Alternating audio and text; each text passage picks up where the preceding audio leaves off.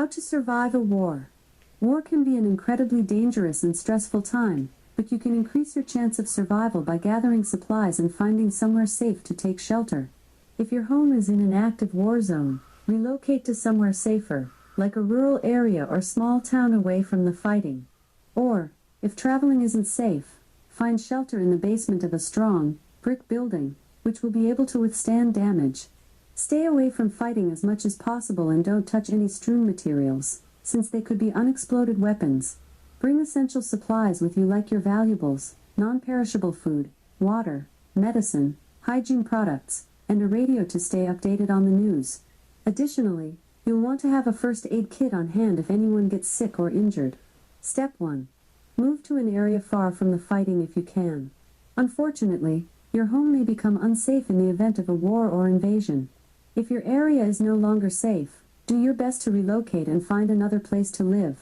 Where you end up settling depends on the progress of the war. Stay updated on the fighting so you can know which areas are safer. Try to find areas that aren't near the main fighting. These could be rural areas or strategically unimportant towns. There may be designated civilian safe zones set up. Travel to one of these if there is one nearby. Rural areas may be safer because fighting is often focused around cities and population centers. However, remember that you'll need wilderness survival skills to stay safe here. It may also be more difficult to receive aid, since relief organizations also focus on cities. Step 2. Gather information from trusted sources. Having information about what areas are free of active conflict, where you can get supplies or medical care, and how you can escape dangerous situations is crucial to your survival.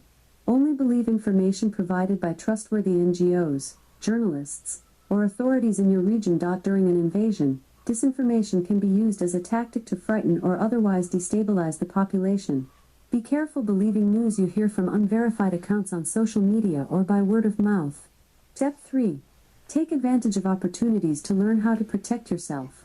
During or preceding an invasion, there may be paramilitary groups or army personnel in your area that can teach you basic survival and combat skills.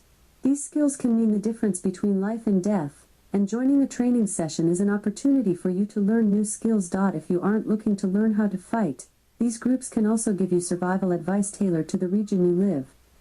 Final step. Identify escape routes from your country. If the invasion has or is likely to spread across the entire country, learn what neighboring countries are open to refugees. The vast majority of countries are obligated under international law to accept refugees who have a reasonable fear that they could be killed in their home country. Making your way to a country free from war can be safer than staying put. The journey to a conflict-free country can be challenging. Ideally, your home country will provide transportation services to help you escape the invasion. Otherwise, you may have to drive, sail, or even walk to the border.